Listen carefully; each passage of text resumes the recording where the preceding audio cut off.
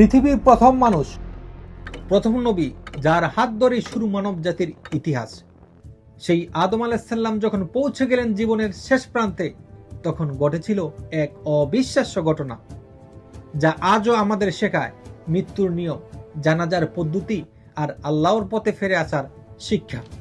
যখন আদম আলাইহিস সালামের মৃত্যুর সময় ঘনিয়ে এলো, তিনি তার সন্তানদের ডেকে বললেন, হে আমার সন্তানরা, আমি জান্নাতের ফল খেতে চাই। এ কথা শুনে সন্তানরা ব্যাকুল হয়ে বেরিয়ে পড়ল তাদের পিতার শেষ ইচ্ছা পূরণ করতে। কিন্তু পথে হঠাৎ দেখতে পেল তাদের সামনে দাঁড়িয়ে আছে কিছু অদ্ভুত সত্তা। তারা আর কেউ নয়, ফেরেশতারা। তাদের হাতে ছিল কাফনের কাপড়, সুগন্ধি, কবর খননের সরঞ্জাম। ফেরেশতারা জিজ্ঞাসা করলো, হে আদমের সন্তানগণ, তোমরা কোথায় যাচ্ছ? তারা বলল, আমাদের পিতা অসুস্থ, তিনি জান্নাতের ফল খেতে চান। তখন ফেরেশতারা শান্ত কণ্ঠে বলল, তোমাদের পিতা ইতিমধ্যে মৃত্যুবরণ করেছে। এই কথা শুনে তারা দ্রুত ফিরে এলো আর এসে দেখে হাওয়া আলাইহিস সালাম বসে আছেন আদম আলাইহিস সালামের মৃতর দেহের পাশে।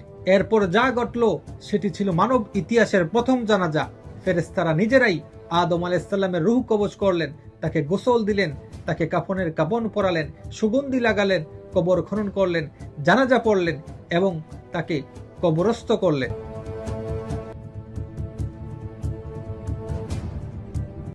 দাফনের পর ফেরেশতারা বললেন, হে আদমের সন্তানগণ, এটাই তোমাদের নিয়ম, এভাবেই তোমরা মৃতদের দাফন করবে। ইতিহাসবিদদের বর্ণনায় আসে, আদম আলাইহিস সালাম মৃত্যুর পর সূর্য ও চাঁদ 7 দিন পর্যন্ত অন্ধকারাচ্ছন্ন ছিল। পুরো পৃথিবী যেন শুকাহত হয়েছিল। আদম আলাইহিস সালামের ইন্তেকালের পর মানবজাতির নেতৃত্ব এলো তার পুত্র শীস আলাইহিস সালামের ওপর। শীস শব্দের অর্থ আল্লাহর দান, কারণ কাবিল যখন হাবিলকে হত্যা করেছিল, তখন আল্লাহ তাআলা এই মহান সন্তানকে দান করলেন আদম আলাইহিস সালামকে।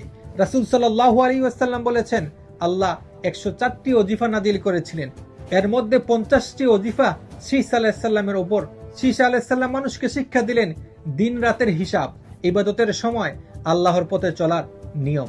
এমনকি আদম আলাইহিস সালাম তাকে ভবিষ্যতের ঘটনাও জানিয়ে গিয়েছিলেন, নূহ আলাইহিস সালামের প্লাবনের কথা। ইতিহাসবিদরা বলেন, আজকের সমগ্র মানব জাতির বংশধররা শীস আলাইহিস সালামের দিকেই ফিরে যায়, আর আদম আলাইহিস সালামের অন্য সন্তানদের বংশ ধীরে ধীরে বিলুপ্ত হয়ে যায়। এভাবেই শুরু হয়েছিল মানব জাতির নতুন অধ্যায়। আদম আলাইহিস সালাম চলে গেলেন, রেখে গেলেন এক অমূল্য শিক্ষা, জীবন আছে, মৃত্যু আছে, আর আছে আল্লাহর পথে ফিরে আসার পথ।